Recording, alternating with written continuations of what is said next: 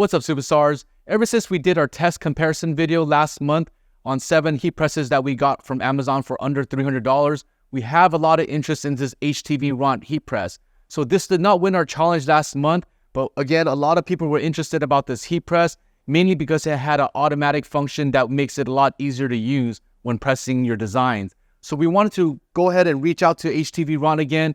We want to get another one so that we can take a deeper dive into this one and tell you guys exactly what we see and what we notice about this press and if it's right for you guys. So we understand why a press like this would be intriguing. Normally a heat press with the automatic function would run you in the thousands of dollars, but this heat press is for $295 on Amazon, plus you get to take $30 off with the coupon that they have available now. But let's go to take a look at what's inside so we can take a closer look.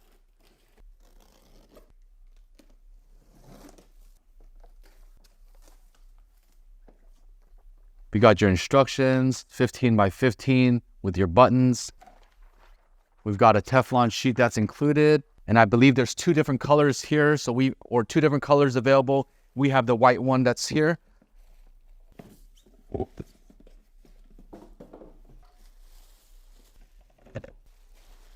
All right. So here guys go. First look at it. Lots of plastic parts. But it feels pretty sturdy. It's very low to the ground, so the profile is very slim and small. This is going to be the exit tray that slides in and out. I have to lift it back up because it's not currently on. But this is how it looks firsthand. Let's go ahead and plug this in. The next thing I'm going to do is see how long it takes to hit 300 degrees. That's normally what we press our DTF transfers at. So let's go ahead and fire this up. So it plugs into your standard 110 outlet. Let's go ahead and plug this in. I'm going to go ahead and press start, and I'm going to click the timer to also press start. Once I turn this on, let's go ahead and press the timer. I'm going to change the temperature, so I'll press the temperature button. Let's go ahead and raise that to 300 degrees. And then this is going to be the press time, so I'm just going to press this timer, and then let's lower that to about 7 seconds. That's again what we normally press our DTF transfers at. So it's currently heating up. It's at 82, 86. And let's go ahead and see how long it takes to hit 300. And this R button, I believe this is a button that's automatic. So you can either, so if I press, so right now it's not automatic. So when I press this button, it becomes automatic and it will go down. So I think the temperature needs to hit, or actually here, there you go. That goes down now. So let's go to wait and see how long it takes to hit 300 degrees. All right, guys. So we hit 300 degrees. It took about 6 minutes and 20 seconds in order to hit this temperature. So that wasn't long. That wasn't short either, but it did take 6 minutes and about 20 seconds. So let's go ahead and take a look at some of the other features here. Now let's go ahead and take a look at the display and the buttons. So let's start off with the on and off button. This is going to be the on and off button. It is illuminated as well. So pressing that will turn it on and off. Next thing you want to do is have these buttons here. This is going to be the temperature. So you can raise the temperature or lower the temperature with this button. And then afterwards, this is to set the timer. So if you want to change a different press time, you can also adjust that with this button right here. So the next thing that we want to look at is going to be the preset fixed features. So the HTVRont has already preset settings. I think this is good for vinyl that has certain settings that needs to be pressed at, since this is of course called HTVRont Heat Transfer Vinyl. So these presets are going to be 1, 2, 3, and 4. So let's go ahead and click that. So at 1, it's going to be 300 degrees at 15 seconds. Second preset is 320 degrees at 15 seconds. You can see it's heating up right now. Pressing the next one, 330 at 20 seconds. And then 390 at 40 seconds. So those are the preset settings. But if you have custom settings, you can go ahead and press this custom button and this will show the options here. So I have it already on at 300 degrees at 7 seconds. And so if I want to make any changes here, I'll just go ahead and press it again. This goes to the B and then I can make changes here. So for example, if I want to set B for polyesters, I would go ahead and let's toggle back to B. And then let's go ahead and click on the temperature. We can raise this to 275 for polyesters. And then we can click the timer, and also we're going to do this at 7 seconds. And then you can either leave it or you can hold it, and it'll automatically save that feature and lock it in. So there you go. If I can toggle back and forth. So this is going to be for my cottons, and now this is going to be for my polyesters. So that's the buttons there. So the last thing I'm going to show you is going to be this A automatic button.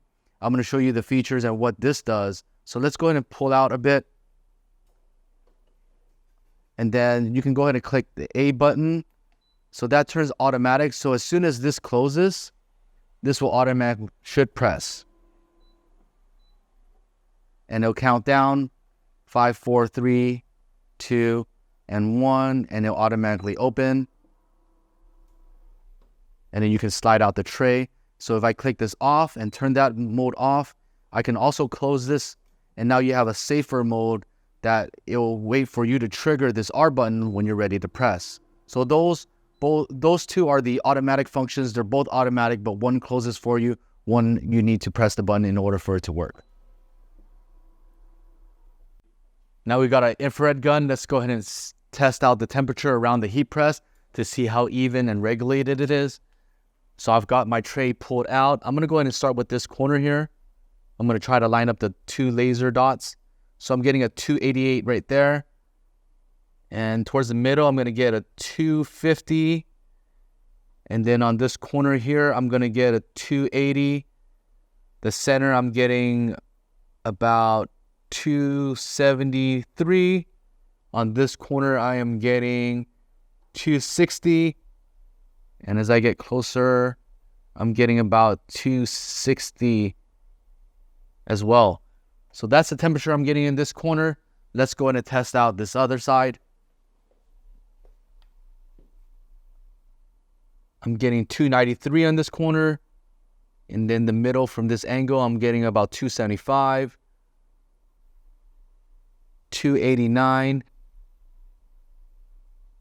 272, about 257,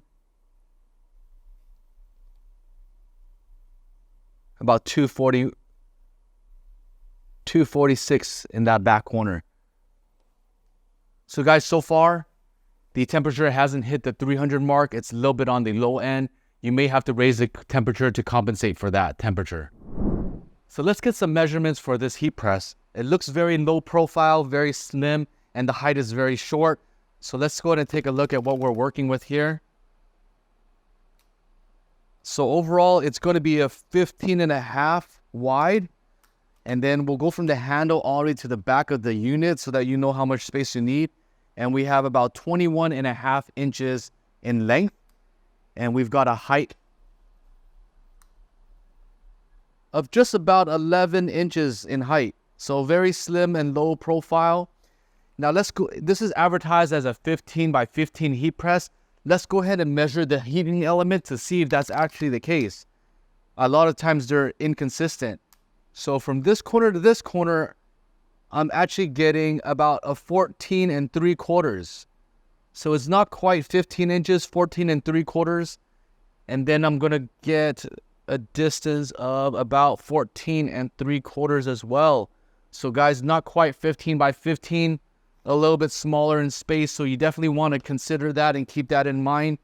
Even with the padding itself, the padding is only 14.5 inches. So even if this was 15 inches, if you don't have a padding underneath to support that, you're going to miss that area on the side. So it's not quite 15 by 15. So the next thing I'm going to do is I'm going to do our dollar bill test. So I have a bunch of dollar bills here.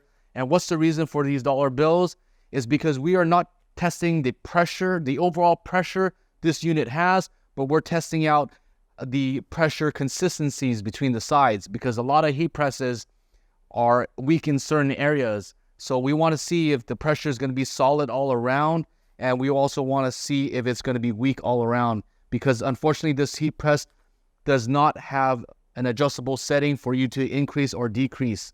So let's go ahead and lay the dollars around, and then we're going to go ahead and move the heat press in, and then Again, I only have 7 seconds, so I might have to insert this a few times, but let's go ahead and press. It's completely pressed, so I'm going to pull. I see a little bit of movement, a little bit of movement, a little bit of movement. This one was really, really loose. So let's go ahead and test this once again. Press. Clamp all the way down. This one comes out. This one is tight back here. This one has a little bit of movement. This one slides right out. So guys, the back is obviously the strongest point of the press. And then the middle is actually very, very weak. And then the fronts, they actually stay on, but I do see some wiggle room there. So it doesn't quite have enough pressure from what we see so far. That's on the surface. But again, the most important thing is after you do a wash test, that's actually the results. But I already have a foresight of how it's going to turn out. So let's go and go to the next part of this press test. Now, before I pre-press this shirt, I was missing one more dimension, which was the distance between the padding and the top of the press. So I'm getting about 1.5 inches, a little bit less than 1.5 inches. That doesn't give a lot of room, especially if you're dealing with hoodies, bags, or anything like that. You're going to get very restricted access. So I'm going to go ahead and pull this out. And for the top right here, it's not even straight. It's actually very difficult for me to tuck in a hoodie because there's a gap right there. So again, it's still about 1.5 inches from the bottom to top, but I can barely fit a thick hoodie into this. So something to consider if you're going to get this press. So what we're going to be doing next is we're going to be heat pressing. So we're going to show you the heat press. We are using this Gildan 67,000 shirt. And it's a Gildan soft style adult CVC shirt, 4.6 ounces. It is a 60-40 poly or cotton poly t-shirt mix. And yeah, it goes from size extra small all the way to 4XL. Has 15 colors. And so far, it feels very, very soft, guys. So this is a very soft style shirt from Gildan, hence the name. All right, so let's go ahead and lay this down. This is a size large, actually. So a large shirt. Let's go ahead and measure the distance on the armpit to armpit. I'm getting about 21.5 inches, almost 22 inches if I stretch it a little bit. Let's say about 21.5. And then from the bottom to top right here to the neckline, I'm getting just about 25.5 inches from bottom to top. Okay, so the next thing I'm going to do, let's go ahead and pre-press this shirt. I do like the feature that allows us to pull out as far as a tray. With a t-shirt, it seems pretty easy to load. It fits right underneath there. Let's go ahead and measure this. So I have the seam pulled up to the top. This allows the shirt to be completely flat without the neck seam getting in the way. I'm going to go ahead and measure the shirt to make sure that it is nice and even. So it's currently uneven on one side. It has more onto the left, so I'm going to go ahead and adjust it to the right. Let's get this nice and evened out. And then I'm going to grab it from both sides. They both are exactly even from there and also this point. So it is nice and even. I'm going to go ahead and tuck this back in. Let's go ahead and pre-press the shirt to get all the wrinkles out. And if I'm only doing it for a few seconds, I can always press that button. It'll release and I can pull it out. So I don't really need it to do the complete full press at this given time. So this is going to be the transfer that I'm going to be pressing on. I tried to show you guys a transfer that is more solid instead of having any distressedness, because it'll be able to capture the lines on the shirt to make sure that there's enough pressure or not. Let's go ahead and get a quick measurement of the design. So this design is going to be 11 inches wide. And then the height of this is going to be also about 11.5 inches. So now that it's pre-pressed, I'm just going to go ahead and fold this in half. So I'm going to take this point, fold it in half, fold that in half. I'm going to make sure that it is nice and even on the ends. So let me take a look, because sometimes the designs are not even. So if I go there to there, then I'm going to get the midpoint. And then what I'm going to do with that is I'm going to lay it here. This gives me an idea of where the midpoint is. I'm still going to use my fingers here. And in this case, I'm going to find the furthest point out. It's going to be the little ring here in the cloud, and it's going to help me adjust. So I'm going to get my 4 fingers. This is going to give me roughly about 3 inches from the top of the neckline to the design. And then at this point, I'm going to use my 2 fingers here with my thumb just to make sure that it is nice and even. And it's pretty straight to me. Last thing I'm going to do is I'm just going to make sure that the whole design and everything is on the pad so that it gets a nice and even pressure. So once everything is set and done in place, let's go ahead and tuck it back in there. We'll press the button and we'll get it pressed.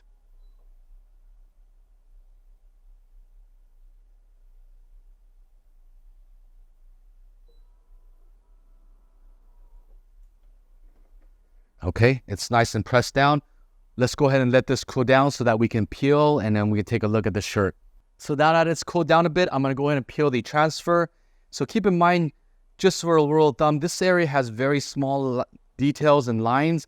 I'm not going to start from this area. I'm going to start from the top because it's more solid. So I'm just going to go ahead and use one hand to hold down the shirt. I'm going to grab the corner of a transfer, and I'm going to pop, and I'm going to peel. So now that it's peeled and nice, I do see some spots that is lifting off, so it's not very pressed inside. So I can slip this through here. You guys can see a little bit of movement there. And right here, small details. I see that there was not quite enough pressure.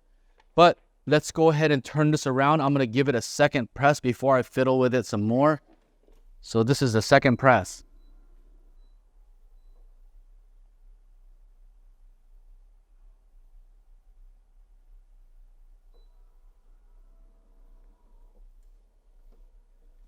All right, let's go ahead and take a closer look. Okay, so what I'm looking for now is first of all, I'm checking to make sure that all the ends are on the shirt and adhesive on.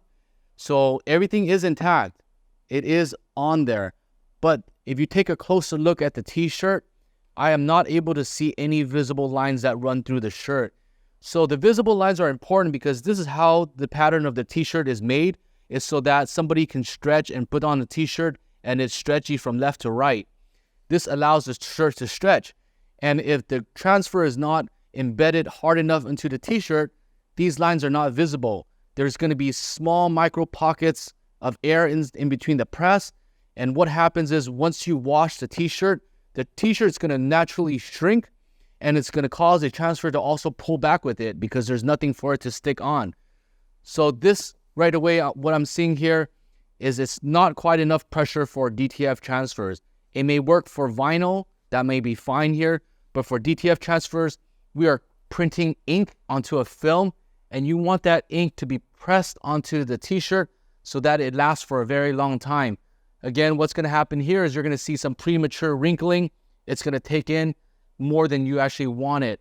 So guys, in conclusion, what I want to mention is this shirt or this heat press, it will work for what you're doing. As you guys can see right here, it stays on, it works.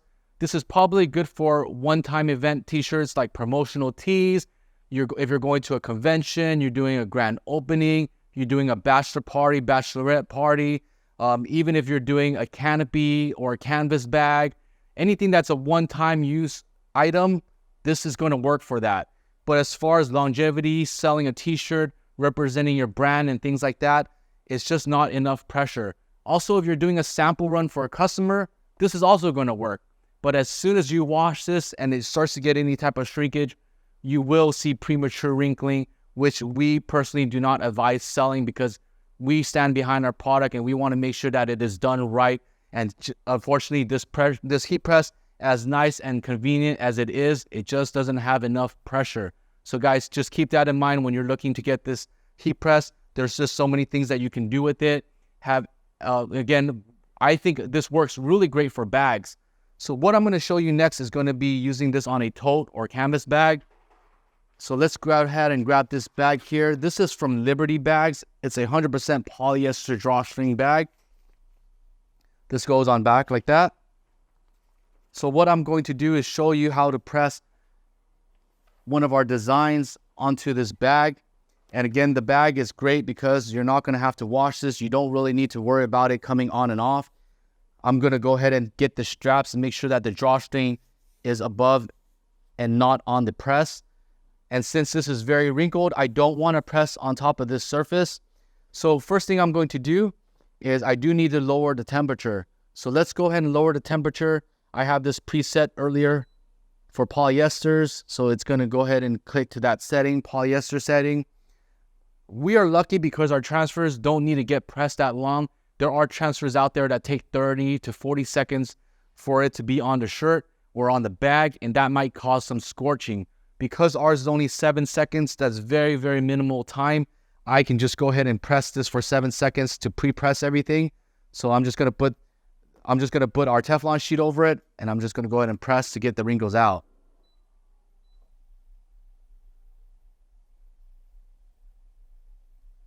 And the temperature drops pretty quick, so it went from 300 to 295 to 290 to 285 already. That's just a matter of seconds. That's very, very quick. So guys, it is nice and flat, nice and even. There's no scorching, there's no burning. Everything looks pretty good. So this is going to be our transfer design. Let's go ahead and measure the bag so I know what we're dealing with as far as the size. Let's go ahead and pull this off real quick so we can take a look at this drawstring bag. So I'm getting 17 inches in height by about 13.5 inches in width. Drawstrings on both sides. You've got the metal eyelets right there, so that is heavier duty. Okay, let's go ahead and pull this across. It's already hit the 275. So it's cooled down pretty good, pretty quickly. Now the transfer that I'm using, I'm going to go for the furthest edge. I'm getting about a 9 1/4 by about 12 inches from the top to the bottom. So let's go ahead and place this here. I can do the same exact method. I'm just going to go ahead and bring them to the corner. I have everything laid out straight. I'm going to go for the furthest end. I'm just going to use my 3 fingers and my thumb to adjust it. And that's about centered. It's within the heat press range and area. Everything is good to go. 270. Let's go ahead and press it.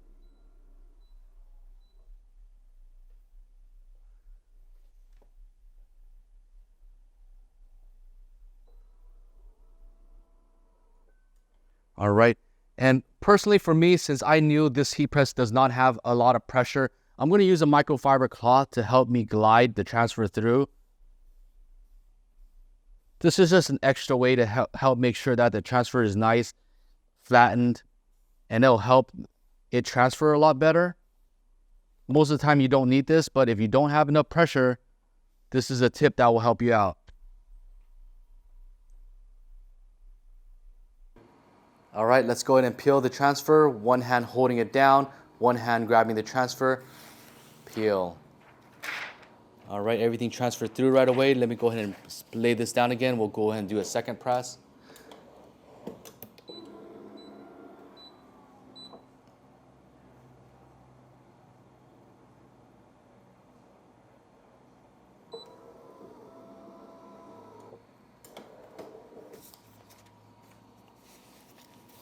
All right, guys, so let's go ahead and take a closer look at what we're dealing with. I do see some grain lines here, which is good. I see some pattern from the bag. But overall, we've tested on a shirt. There wasn't quite enough pressure, but whenever you're dealing with a bag, that's totally fine. It's not going to be an issue at all. So I know that this definitely works with HTV, which is heat transfer vinyl. It'll be fine. But when you're dealing with DTF, it's going to be a little bit more tricky because it just doesn't have enough pressure. One of the other things that this machine will help with is production time. So I've seen a lot of people that want to increase their production time. They'll have a press and they'll just go ahead and either use an iron or they'll use a press like this. They'll hit it real quick, leave it on the side to cool down, and they'll come back with another commercial sized heat press or a stronger heat press, and then they'll finish it off so that it'll have more pressure and adequate pressure. So there's different ways to utilize this machine to make it work for you. But as a standalone for DTF alone, it's probably not enough pressure. So I hope you guys enjoyed this video, guys. Let me know what you guys think. If you guys are still running with this, if your customers are having issues with this heat press or the pressure or the results are just not quite where it's at, we'd love to hear all about it. So far for us, this is the conclusion. Works great for bags, one-time use shirts, good heat press for that. And if you guys have any other questions, again, let me know. My name is Phil. I'll catch you guys on the next video, guys.